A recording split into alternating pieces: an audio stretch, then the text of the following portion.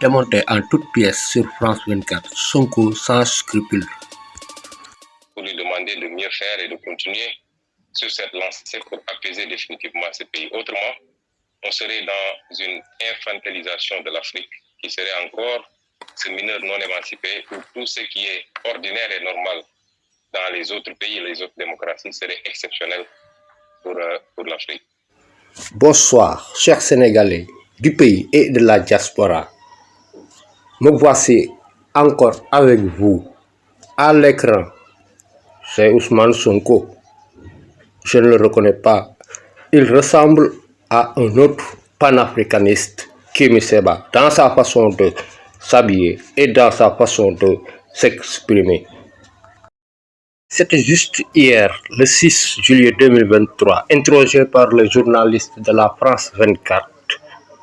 Il dit dans cette interview que les Européens prennent l'Afrique comme une mineure non encore émancipée, c'est-à-dire un enfant. Donc Ousmane Sonko trouve les médias français intéressants quand il s'agit de dénigrer ses compatriotes, de dénigrer les autorités de son pays pour échapper de la justice sénégalaise. Mais aussi, il profite de l'occasion pour savonner la France et les autres pays européens de manière générale. Il réserve à l'Afrique la belle part en faisant ce qu'il a l'habitude de faire, les remontrances, toujours les remontrances, en disant que l'Afrique meilleure, c'est demain avec lui. Salir la peau de l'Afrique, salir la peau des Sénégalais, salir la peau du président Macky Sall, qu'il ne considère pas encore comme son président. Voilà un homme, on se demande si il est avec son esprit. C'est un dictateur. C'est la question qui arrive tout à l'heure quand le journaliste l'a interpellé. Ousmane Sonko, quand même, vous l'avez traité de dictateur. Un dictateur, par définition, ça ne décide pas de quitter le pouvoir. Alors certes, vous dites que c'est tard, mais mieux vaut tard que jamais quand même. Je dis qu'un dictateur peut quitter le pouvoir de plusieurs manières possibles. Ousmane Sonko, tu es à l'école de la dictature. Même le journaliste avec qui tu parles, c'est bien que tu es dans le mensonge. En voyant ton visage, on sait bien si tu dis la vérité ou pas. Une fois que tu auras le pouvoir, tu seras pire qu'un dictateur parce que vous ne savez que ta volonté. Vous dictez ta volonté aux Sénégalais, vous dictez ta volonté à ton monde, à tout ton entourage. Nous considérons qu'il n'y a rien à féliciter ou à remercier, il n'y a rien d'exceptionnel, puisque le retard observé à faire cette annonce a occasionné énormément de dégâts pour le Sénégal. Si le président de la République avait, dès le début, clairement signifié, comme il l'a dit quand il nous présentait son référendum en 2016, comme il l'a dit dans son livre, et comme il l'avait dit dans beaucoup de vidéos, lorsqu'il voulait briguer un second mandat, que c'était son dernier mandat et qu'il n'avait pas le droit de briguer un autre mandat, on n'en serait pas là où on en est de 2021 à maintenant avec son lot de morts, d'emprisonnement, de dégâts matériels. Les conséquences ont été immenses et énormes parce que l'État ne se gère pas par des si. Dans une gouvernance, tous les cas de figure peuvent se présenter. Tu as dit, le président Macky Sall l'a dit, il en a même fait des disques. Pourquoi tu n'as pas voulu le croire, toi et les autres? Pourtant, il a respecté sa parole. Que voulez-vous d'autre? Avec son lot de morts, d'emprisonnement, de dégâts matériels, les conséquences ont été immenses et énormes parce qu'en réalité, le président Macky Sall n'a pas abdiqué parce qu'il serait un démocrate. Il a abdiqué parce qu'il y a eu la pression. Les conséquences ont été immenses et énormes parce que le président Macky Sall n'a pas abdiqué parce qu'il est un démocrate. Il a abdiqué parce qu'il y a la pression populaire. Oh bon Dieu, la phrase est remplie de parce que. Cela montre que pour toi, les autres sont la cause de tout ce qui t'arrive. Tu dis que le président a écrit, a mis ça dans des vidéos, a chanté qu'il ne fera pas un mandat de plus dans tous les canaux de communication.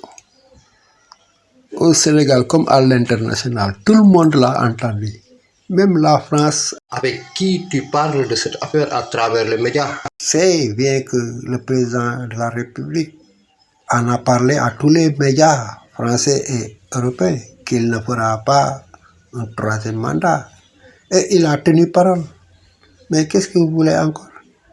Ensuite, vous amenez parce que pour chercher à mentir, pour argumenter quelque chose qui n'existe pas en disant que parce que il n'a pas abdiqué, parce qu'encore il est un démocrate, mais c'est parce qu'il y a la pression populaire. Mais tous ces parce que là, qu'est-ce qu'ils foutent dans cette petite phrase? Le mieux pour toi, c'est de retourner sur les bancs de l'école. Car pour que ceux qui parlent français vous comprennent, il faut au moins bien formuler les phrases. Le président Macky Sall avait bien la possibilité de se présenter et il peut toujours le faire. Et tu ne pourras rien, tu n'as pas les forces de résister face à un État. Vous êtes face à un État, vous n'êtes pas en face d'un individu.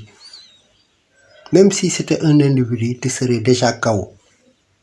Au lieu d'aller apprendre à bien former les phrases en français, tu te trouves à l'école du nazisme du temps d'Hitler pour apprendre à mentir. Car tu crois que plus tu mens, plus les Sénégalais te croient. Plus le mensonge est grand, les Sénégalais te croient. Tu ne peux pas tout le temps et en tout moment tromper ton monde. Tu dois savoir que ni la France, ni un autre pays ne peut te sortir de cette décision de justice. Ousmane Sonko, tu es le coupable avec ta bande de criminels. Tu viens même d'avouer les crimes commis. Des morts, des dégâts matériels, tout cela, des jeunes emprisonnés. Tu t'es mis dans un exercice dans lequel tu as longtemps cru que le pouvoir est un jeu, que la politique est un jeu anodin, sans danger, et tu es tombé dans le piège. Tu as engagé l'ultime combat et la fin sera fatale pour toi. Tu appelles sans cesse à l'insurrection, à mettre le pays à feu et à sang, jusque maintenant. Tu dois être convaincu que ton sort sera réglé ici au Sénégal et non à l'étranger.